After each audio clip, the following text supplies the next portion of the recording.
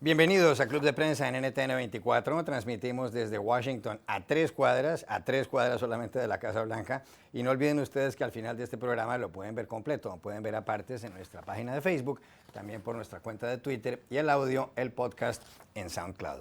Les doy la bienvenida a los invitados hoy a este programa. En primer lugar, el corresponsal jefe del diario El País de Madrid, Marc Basset. Bienvenido a esta mesa como siempre. Muchas gracias. Xavier Vilá, periodista y analista catalán, bienvenido también. Gracias, Juan Carlos. José López Zamorano, corresponsal jefe de la agencia mexicana de noticias Notimex, bienvenido a esta casa. Gracias. Hablaba y hacía énfasis yo en el eslogan de este programa, a 3 cuadras de la Casa Blanca, porque lo hacemos aquí, a unos 500 metros de la residencia del presidente de Estados Unidos, en esta ciudad de Washington, de la que además prácticamente nunca hablamos de la política de Washington, pero nunca de la ciudad, rara vez de la ciudad. Y Washington, que es la capital de Estados Unidos, es una ciudad, entre otras cosas, muy turística, aparte del interés de la actividad pública que tiene. Y creo que vale la pena que hablemos por una vez sobre este lugar donde vivimos y donde trabajamos y sobre todo que centra la atención mundial por los acontecimientos que pasan aquí. El Distrito de Columbia, en donde está Washington, es un diamante que tiene 10 millas por cada costado. Y la selección de este sitio como capital de Estados Unidos se hizo a finales del siglo XVIII. En 1783 los padres fundadores de Estados Unidos trataban de buscar un sitio en donde poner la capital, donde situar las oficinas públicas. George Washington, finalmente el primer presidente de Estados Unidos, elegido en 1789, recibió el encargo de escoger más o menos el lugar. Él tenía su finca cerca de aquí, una plantación que se llama Mount Vernon, a orillas del río Potomac, a pocas millas de acá. Y a él le pareció un buen lugar, entre otras cosas, porque estaba cerca de un pueblo llamado Georgetown, que hoy es un barrio de Washington, donde había mucho comercio de tabaco. Hubo cierta disputa para encontrar el lugar, porque Nueva York y Filadelfia, que estaban al norte, querían ser la capital, los estados del sur la querían más al sur, y vino una negociación. Al final los estados sureños aceptaron que los estados del norte no pagaran gran parte de su deuda después de la guerra y pusieron la capital en este sitio. Washington encomendó a Pierre L'Enfant, arquitecto francés, de diseñar la ciudad, y se hizo más o menos con el plan de L'Enfant. En el centro está el famoso Mall, una extensión que va del Capitolio al este, al monumento a Lincoln al oeste, con el obelisco, el monumento a George Washington en el centro, y están todos los demás monumentos en esta ciudad, que además tiene la cadena de museos más grande del mundo, que es el Instituto Smithsonian. Hay 600.000 habitantes en Washington, 2/3 partes población afroamericana. No es una ciudad con mucho dinero, entre otras cosas, porque la mitad del terreno está ocupado por edificios públicos y, por supuesto, el gobierno no paga impuestos. Pero vuelvo al asunto de que es una ciudad muy turística y muchos de nuestros televidentes y de quienes nos oyen vienen aquí. ¿Cuál es para usted el sitio que un turista no debe perderse, que un visitante por primera vez a Washington no debe perderse? ¿Cuál es? Para mí es un sitio que no está estrictamente en Washington, sino que está en la parte de Virginia, siguiendo por el National Mall, ¿no?, que va entre el Capitolio y el Monumento a Lincoln, pero justo detrás del Monumento a Lincoln hay un puente que lleva al cementerio de Arlington. Es el gran cementerio militar de Estados Unidos y para mí el gran monumento a la memoria de los caídos en guerras y de los héroes de este país, y el lugar donde a mí me pasó la primera vez que fui, me pasa cada vez que voy, que me doy cuenta de manera física y material de que este es un país permanentemente en guerra. Es decir, ahí se ven las personas que han muerto, las tumbas de los muertos, y uno se da cuenta de que desde la guerra civil, la guerra de Vietnam, la guerra de Corea, la Primera Guerra Mundial, es un país que no ha vivido prácticamente en su historia en ningún momento en que no haya estado en guerra, y que lo militar, ¿no?, lo bélico, la violencia que esto entraña y también el patriotismo forma parte intrínseca de la identidad de este país. Y luego en el cementerio, obviamente, hay muchos lugares que vale la pena visitar, ¿no? Arriba es una colina el cementerio, desde la cual se divisa Washington. Arriba de la colina está la casa del general Lee, que fue el gran general sureño que perdió la guerra, y ahí está derrotado por Ulysses Grant, que fue presidente después. Y luego está un sitio que a mí me emociona cada vez que lo veo, que es el lugar donde están los Kennedy, ¿no? enterrados, ¿no? Y es bastante emocionante ver este rincón de Arlington donde John F. Kennedy y cerca de ahí Robert Kennedy y cerca Ted Kennedy, que murió hace unos años, están esta familia tan significativa en la historia reciente de Estados Unidos está enterrada.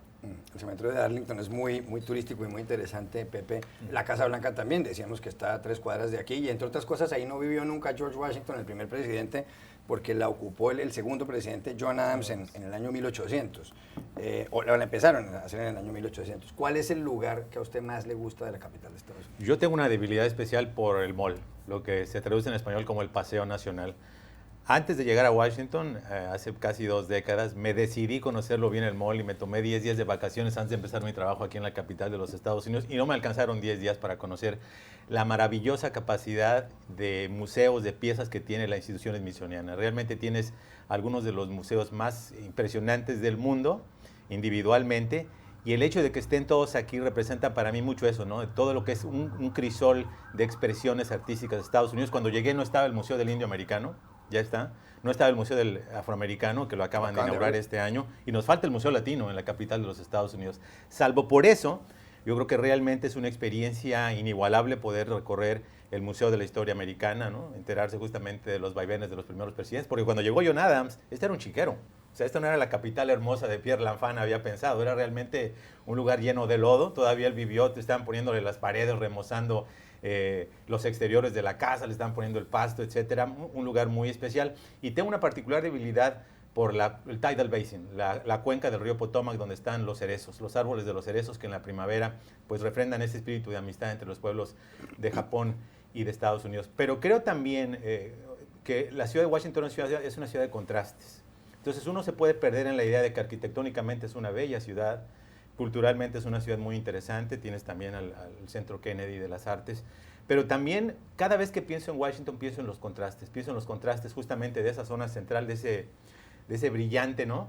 De ese diamante que existe en la capital geográficamente, pero también pienso en los barrios como el suroeste de los Estados Unidos, de la capital, donde están los barrios afroamericanos, otras zonas donde hay mucha pobreza. Este fenómeno de la gentrification, la gentrificación, donde estamos viendo que muchas personas están siendo desplazadas y cada vez es más oneroso vivir en la capital de los Estados Unidos, y particularmente es muy triste ver que tiene uno de los más malos sistemas educativos del mundo. Que la capital de una de las naciones más desarrolladas tenga esos contrastes siempre me ha llamado la atención. ¿Cuál es el sitio más emblemático para usted? Y ahora hablaremos, por supuesto, de esas grandes desigualdades que hay en esta ciudad, pero el sitio que más le gusta a usted, ¿cuál es? ¿Le llama la atención eso del Tidal Basin, esa parte del río Potomac que está frente al monumento a Jefferson, que entre otras cosas fue erigido, o la orden para erigirlo fue dada por Franklin Roosevelt, un hombre que cambió todo en este país? En realidad, seguramente, yo lo que aconsejaría a la gente que no haya estado nunca aquí y que venga por primera vez es que venga alrededor del festival del Cherry Blossom que aquí se estaba comentando alrededor del Tidal Basin, porque cuando hay 100 cerezos en flor en toda su esplendor y el tiempo no es tan duro como ahora en invierno, pues es un placer. De todos modos, entre eso y lo que comentaba Mar del cementerio, es curioso cómo en Arlington hay un número de personas enterradas que equivale a la mitad de la población de Washington, porque hay 300.000 muertos en ese cementerio cuando la población es de 600.000. Dicho eso, si yo me quedo con un lugar es desde donde Martin Luther King disertó su I Have a Dream speech, su discurso sobre Tengo un sueño, que es a los pies del memorial a Abraham Lincoln. Desde allí se ve todo el Paseo Nacional, el Mall, con la Reflecting Pool justo delante, el monumento, el obelisco, que es el edificio masón más alto del mundo, el de 555 pies, el obelisco, el edificio en homenaje al primer presidente George Washington, y toda la capacidad de esta ciudad de amalgamar en un entorno urbano toda la naturaleza, la hierba que hay en esta ciudad, los árboles, es un contraste maravilloso la visión que hay desde el memorial de Lincoln hacia adelante. Además no hay rascacielos porque ningún edificio puede superar la altura de la cúpula del Capitolio. Ya regresamos a Club de Prensa. Volvemos a Club de Prensa en NTN 24, en este programa especial sobre esta ciudad, Washington, la capital de los Estados Unidos. Pepe, ha hablado usted de las desigualdades, de los problemas que tiene esta ciudad, el mal sistema educativo, incluso el metro, que es muy bonito, no funciona realmente tan bien. Aquí hay 2/3 partes de población afroamericana, hay alrededor de 8.000 mendigos en esta ciudad que tiene apenas 600.000 habitantes, y es una ciudad que tiene, entre otras cosas, otro inconveniente porque no tiene representación en el Congreso de Estados Unidos. Incluso hay una frase que es un principio del derecho que traduce, no puede haber tributación sin representación, es decir, solamente los representantes del pueblo en un poder legislativo pueden decretar impuestos, y resulta que aquí en Washington a la gente le cobran impuestos, pero la gente no tiene representantes al Congreso, no hay senadores ni representantes a la Cámara, y por eso en las matrículas de los automóviles, en las placas de los carros, como dirían en otros países, burlonamente está el eslogan de taxation without representation, es decir, hay tributación sin representación. Que fueron las placas que le puso Bill Clinton a la limusina presidencial el primer día que ocupó la presidencia de Estados Unidos. Sí, yo creo que es una realidad decir que, por desgracia, los capitalinos son para muchos residentes de segunda clase en este país. La ciudad de Washington aporta más de $1,000 millones en impuestos a la federación, y sin embargo, ¿qué le regresa a cambio? Solo tiene voz en el Congreso, en la Cámara Baja, no tiene representación ni voto ni en el Senado ni en la Cámara de Representantes. Así que es una realidad un poco triste, porque la naturaleza del sistema en Estados Unidos hace que las ciudades más ricas son las que puedan destinar mayores recursos a la educación. Y Washington, por naturaleza legal, no tiene derecho ni siquiera a decidir el destino de los ingresos que recibe. Por eso fue que justamente este 8 de noviembre se dio este referendo popular para determinar si la convertían en el estado de Washington D.C. Ganó abrumadoramente, 86% de los capitalinos votaron a favor de esto, y sin embargo la decisión final del referendo por la definición legal va a recaer en la Cámara de Representantes, que como sabemos sigue dominada por los republicanos y no tiene ningún apetito de darle derechos políticos plenos a los residentes de la capital. Hemos visto un movimiento en muchas ciudades del mundo, muy recientemente la Ciudad de México, que van a tener su propia legislatura, su propia constitución. Eso debería ocurrir en la ciudad de Washington, porque lo que estamos viendo es que la situación actual preserva las desigualdades. Seguimos viendo zonas absolutamente muy ricas, muy acaudaladas, las tradicionales, Chevy Chase, etcétera, la zona de las embajadas en la avenida Massachusetts, y sin embargo vemos que en el sudeste están las casas tiradas. Muchos de esos habitantes están siendo desplazados a otros lugares porque vienen las construcciones nuevas totalmente onerosas. La renta en la capital de los Estados Unidos es muy alta, así que ojalá se tomen cartas en el asunto para de alguna manera tratar de igualar a los residentes. Esta ciudad para los periodistas, o para muchos periodistas, tiene mucho encanto, y para muchos visitantes, sobre todo a los que les interesa la política, porque aquí está la Casa Blanca, el Congreso de Estados Unidos, están pues más de 150 embajadas ante el gobierno de Estados Unidos, muchas embajadas ante la Organización de Estados Americanos, hay muchos extranjeros trabajando en el Fondo Monetario Internacional, o en el Banco Mundial, o en el Banco Interamericano de Desarrollo. Ha habido épocas en que se ha considerado una ciudad bastante aburrida, pero ahí hay mucho movimiento en la vida pública y en la vida económica. ¿Le apasiona a usted eso? ¿Cubrir esa parte de la ciudad, la parte política y económica? Por supuesto, esta ciudad es un festín para cualquier periodista que le interese la política. Me gusta esta expresión que utilizan en Estados Unidos de political junkie, ¿no?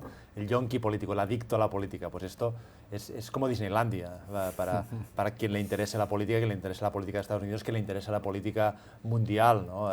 Porque primero por el acceso, obviamente, a los centros neurálgicos del poder global, como la Casa Blanca, el Departamento de Estado, el Pentágono, el Congreso, pero luego toda la constelación que gira alrededor de esto, ¿no? Desde los lobbies a los think tanks. Los think tanks son los laboratorios de ideas, ¿no? Son universidades, dicen universidades sin alumnos, ¿no? Pero para los periodistas muchas veces somos alumnos de estas universidades cuando hablamos con expertos, con gente que sabe mucho, que muchos han pasado por este programa, ¿no? de estos laboratorios de ideas.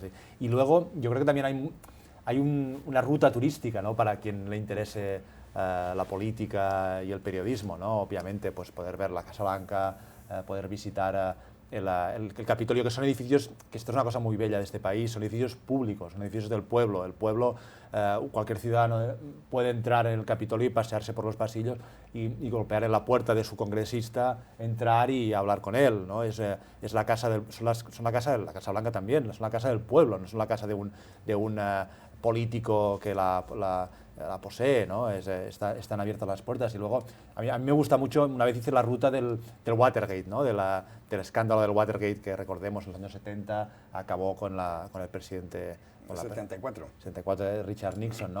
Hay un lugar, ya que hablábamos antes de lugares interesantes para visitar, ¿no? Pero un lugar un poco secreto, entre comillas, que es un garaje que hay en Roslyn, que también está en Virginia, cruzando el río Potomac, y se puede entrar, es un lugar que pasa desapercibido, uno entra ahí, va hasta el fondo del garaje oscuro y encuentra en un lugar una columna o un pequeño cartel que explica que ahí es donde Deep Throat, ¿no? Garganta profunda, la fuente esta anónima que luego se conoció quién era, ¿no?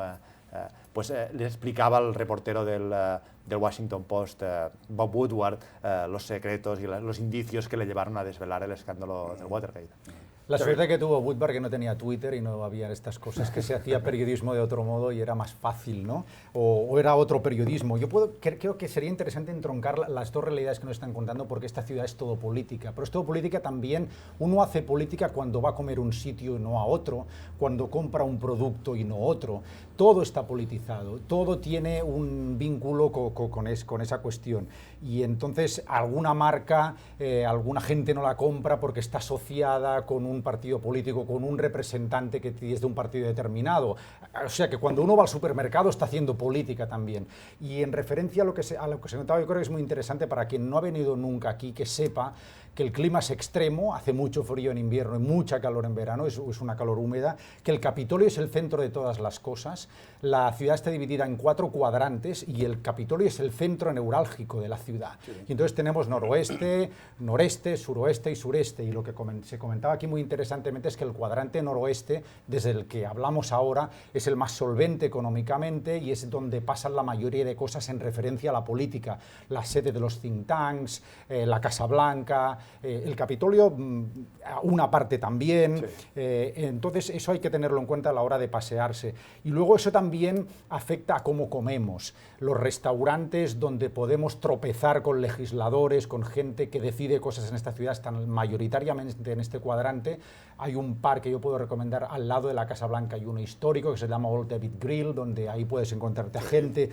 Cuando uno se va a Georgetown está la taberna Martins, donde John Fitzgerald Kennedy iba a almorzar con Jackie Kennedy cuando se podía escapar de la oficina, porque él vivía en el 33-31 de la calle N, que queda bien cerca de Martins. Y luego quien quiera tener una vista al agua, porque aquí no tenemos mar, pero tenemos un río importante que es el Potomac, se puede uno acercar a Fiola Mare, que con una tendencia mediterránea le van a servir una comida estupenda, ¿no? Y de ahí pues, aunamos lo mediterráneo con lo washingtoniano.